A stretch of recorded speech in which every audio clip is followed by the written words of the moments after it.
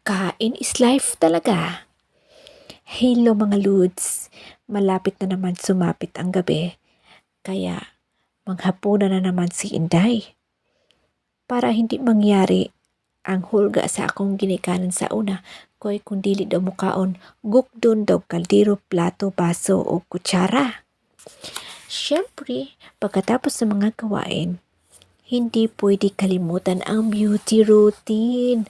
Kaya nud-nud na pud si Inday sa kanyang all-time favorite, ang K-Beauty Sweet Kiss Lip Serum.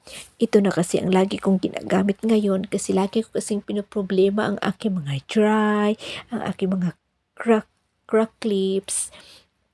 Kaya buti na lang nakakita ako ng produkto na ito. At meron pa siyang dalawang natural na sangkap na castor oil at vitamin E.